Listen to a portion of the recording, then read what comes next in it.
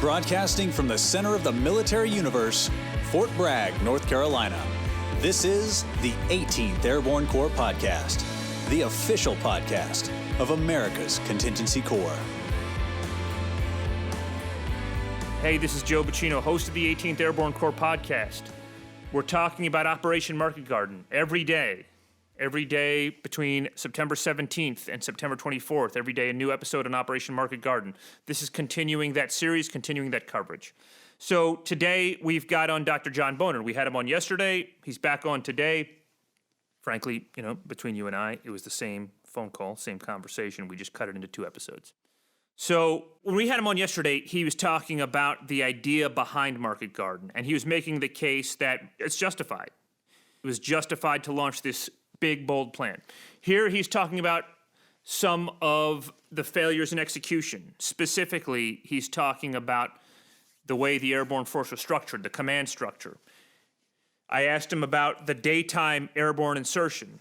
And then finally, he renders a very harsh judgment on Field Marshal Bernard Law Montgomery. Okay, he's not the only one who stands in judgment of Montgomery. But, he holds a firm view, and he lays out that view and then explains his reasons behind it. So, okay, continuing on with Operation Market Garden, and here is our friend, Dr. John Bonin, once again. If you didn't hear him yesterday, it was a good show. Dr. Bonin's been on this show before.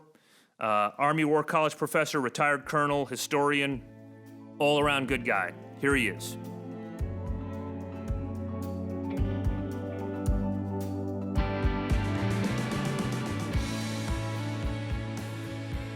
As I understand it, there's politics associated with the force structure and the command structure. You kind of alluded to it in that you have, at least for the airborne component, you have 2 American airborne divisions, both of whom are experienced. You have Gavin commanding the 82nd Airborne, Maxwell Taylor commanding the 101st, and then you have the British 1st Airborne Division. So 2 American divisions, 1 British division, but they're under the command of a Brit who's an inexperienced paratrooper. What's weighing on that decision? Why organize it in this manner? Well, there were several considerations. One, when they formed the 1st Allied Airborne Army, this is an absolutely novel, innovative organization. It is both joint and combined in modern parlance. So it is combining, in terms of an alliance, U.S., British, and even Polish airborne troops. It's combining also U.S. and British airlift. Very novel command structure, never to be duplicated again. We do not have anything resembling this today. So this is a very novel, unique organization. Now, because of its novelness and its uniqueness, it also meant that you had to consider the different tribes, to use that term, that made up this organization. As I mentioned, it's made up of different tribes. You had the airborne personnel, both British and American and Polish. You had the airlifters, both American and British. So they had to balance command billets between all these interests. So the overall command goes to General Brereton, who is now a 3-star U.S. Air Force officer, and he has previously commanded 9th Air Force, but prior to that, he had commanded MacArthur's Air Force on the early days of the Philippines and lost most of his aircraft on the ground. But he gets overall command of the 1st Allied Airborne Army. Now, his deputy, to balance things out, has to be a British airborne officer, if you see how this works. Okay. You've got an American airlifter in command. You must have a airborne British officer as his deputy. That's Browning. And he is a senior 3-star general compared to Ridgway, who is still a 2-star general. So that's why Browning's 1st Corps gets the nod to run this thing, because he is also the deputy commander of the 1st Allied Airborne Army. And I do want to ask you about the daytime airborne insertion. This is maybe the last thing we can talk about. I think, as I understand it, the idea was that during the previous airborne insertions at night, there's chaos. It's hard to find one another. And they were scattered in the previous jumps. And so the point of a daytime insertion was, frankly, they'd consolidate very quickly and then move out very quickly. Yes, but the other consideration, as I keep mentioning, is the troop lifters themselves, the air transport community. They wanted to drop in daylight because they could see their drop zones better. That's part of their problem. Second, they wanted to drop where there's no anti-aircraft because that's the thing that causes them to disperse, is either can't see the drop zones or too much anti-aircraft fire. So that compelled them to drop in daylight and away from anti-aircraft fire. And that had some deleterious effects specifically to the 1st British Airborne.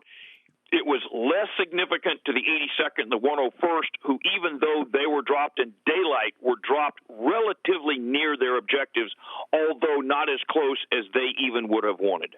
Okay, final thing, your evaluation on Field Marshal Bernard Law Montgomery, a very controversial figure before this, and certainly of great controversy after this. He did not command this from combat, but he planned the operation. What's your assessment of him in his role in planning Operation Market Garden?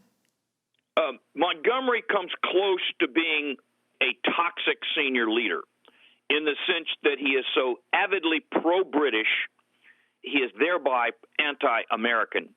He wanted the glory of the major operation that crushed the German Reich to be done by the 21st Army Group, primarily composed of British and Commonwealth forces, and modestly under his command. Mm-hmm. So, unfortunately, he is something of a glory seeker, much unlike Bradley, who is not that.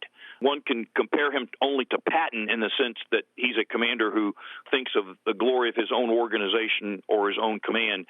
He is the antithesis of Bradley, though, who does not appear to be seeking glory. He just wants to workmanlike get the job done. So that's my biggest criticism of Montgomery, is he always seems to be out for Montgomery. Mm. All right, Dr. Bonin, I want to thank you so much for your time and your wisdom here with regard to Operation Market Garden, and thanks for once again joining the podcast. You're most welcome, Joe, and you guys have a good 18th Corps day. Okay, all right, thanks so much, sir. Take care. We'll see you. Thanks. Okay, so look, he's critical of Montgomery, and so, that's his purview. We're going to talk to more people about Montgomery. We're going to get more perspectives on this issue.